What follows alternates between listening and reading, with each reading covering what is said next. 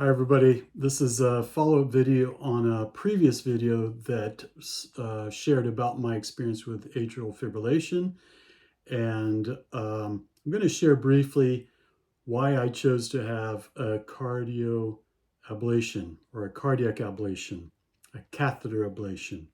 So I will indicate in the description below the video that I gave previously on my experience with the cardio version. And so here's just a brief summary about why I have come to this point. And I am going to include some instructional videos in the description below. This is not an instructional video. It's not a teaching video. This is not my field of research. So it's more to help those who are doing research to have a testimony from someone who lives in Switzerland. And it's also for those of you who are going through something similar. And I hope it'll be of help to you. So just briefly, an indication of what I have gone through before my catheter ablation on June 12th this year, 2024. There was a steady progression of my of the symptoms of atrial fibrillation from paroxysmal AFib.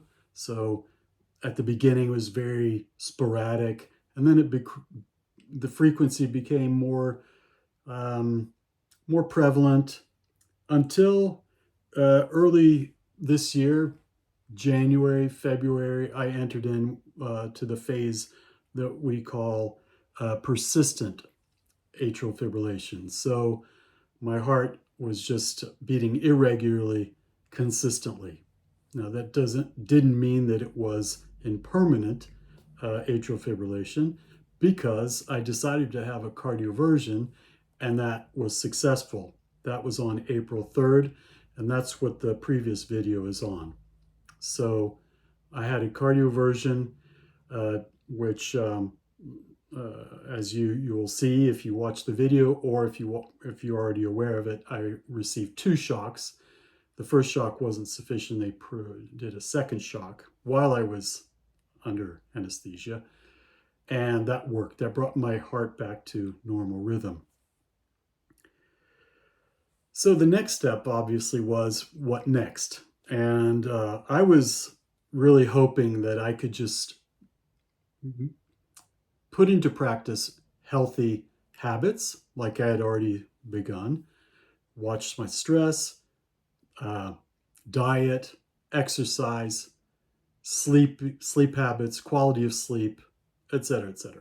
And that was working well. But having had several conversations with doctors, so my doctor who in particular who was treating me, and with others with whom I had contact, and also doing my own research, I was convinced that it was the right thing to do. In other words, to go forward with the catheter cardiac ablation. So I was hoping that it would just be enough to live a happy lifestyle. But what convinced me was that research has shown that it is better to have a catheter ablation as early as possible, as soon as possible, in the sense that it's better to do it now rather than wait 5, 10, 15 years, because we know that atrial fibrillation is progressive. It sooner or later would come back, most likely. Those were the chances. And also the degree of success. The success rate increases the earlier you have the catheter ablation operation.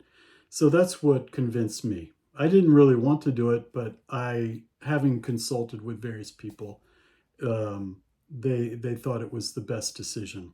So I went ahead and had that operation on June 12th. And you've probably seen this in other videos and in documentation, that it's actually a common operation. It's an amazing operation, and I'll put some links in below that show what it entails. But it's an amazing operation. It's something that still blows my mind how that actually works. That they pass a catheter through your groin and enter your heart, and then either freeze or burn scar tissue to create scar tissue, so that those signals that are causing one's heart to beat irregularly stop, or at least mostly stop. Sometimes it takes a second intervention and maybe even a third. In my case, one intervention was enough, and that has generally, I haven't had any symptoms during the day, especially I haven't felt anything. The EKGs that have been done have shown that my heart is in good condition and is beating regularly. So, one of the things that I do feel occasionally is during the night, I get some of these palpitations that generally lasts like from 5 to 10 seconds, maybe a little bit more, but usually it starts. I feel this pounding, and then it goes away. So it's nothing to be alarmed about. Um, One of the things that I've heard is fairly common is that they have a checkup after only 3 months. So your doctor might have an immediate checkup. I stayed in the hospital overnight. Apparently, that's common practice here in Switzerland. So I had the ablation, and I spent one night in the hospital, and then I was released the next day. So there was immediate uh, surveillance over how my heart was doing, and so I was released the next day. Um,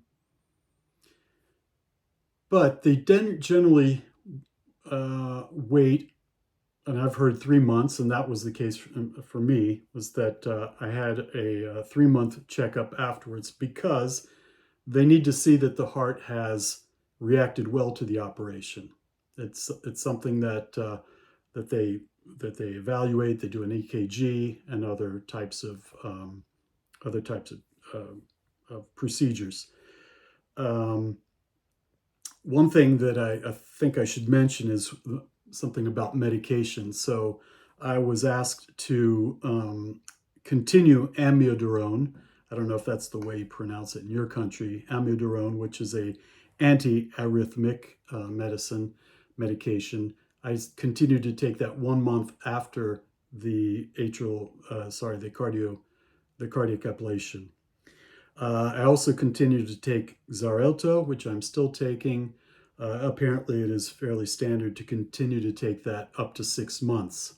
Now, this is the case for me because my doctors said that I have a very low score in the scale that they use for evaluating whether one is susceptible to have blood clotting leading to stroke. So for now, that's the decisions made. I will continue to take Xarelto for another 3 months, which is an anticoagulant or a blood thinner, and then I will continue to have an EKG done every 6 months. So that doesn't mean that I will be off of anticoagulants forever. At the time, apparently, I'm in good enough shape so that I'm not at a high risk for a blood clot forming in my heart. So that is about it concerning my experience. The main thing that I have to do now is just to have my heart checked every 6 months by our family physician here with an EKG, and just to put into practice the things that I had learned before the cardioversion and the cardiac ablation. So, good habits: exercise, sleep, healthy diet, and watch out for stress, too much work, and not enough downtime. So, those are just things that we all know we should be doing, but it's often hard to do, especially if you um, maybe have a job that is very demanding, or maybe you yourself have a lot of projects and you take your eye off on some of those healthy habits you should be doing. That was the case for me, and I'm trying to be careful not to do that. So as I said, sometimes an ablation is necessary. A second ablation is necessary, and even a third. So someday I might have to have another ablation, but for now, that doesn't seem to be the case, at least in the coming months and hopefully years. But I do know some people who have had to have a second ablation, and that was successful. So it does make a difference. So my final word here is just to say, for those of you who are considering having cardiac ablation, um, if um, if you're having any doubts about it and you think that sooner or later you're going to have it, it's probably better to do it now, unless there are other conditions that your doctor has told you about that maybe it's better to wait. But the general rule is the sooner the better. Instead of waiting another 5 years and saying, oh, well, it'll just go away. The fact is that atrial fibrillation is a progressive condition, and it generally gets worse as we age. And so that's something you might want to consider. I'm not trying to push anybody to have a cardiac ablation. It's just that has been my experience, and I think it was a good decision. And I hope this has been helpful to you. If you have any questions, you can write write to me below. Otherwise, I hope you have success in controlling your atrial fibrillation, and if that, hopefully, for those who perhaps you have contact with who have similar conditions or experiences as I have had, you can pass on this video to them. Thanks for watching, and I will keep you up to date with uh, other other questions concerning heart health, which I think is going to be a continued issue in my life. So take care, and God bless.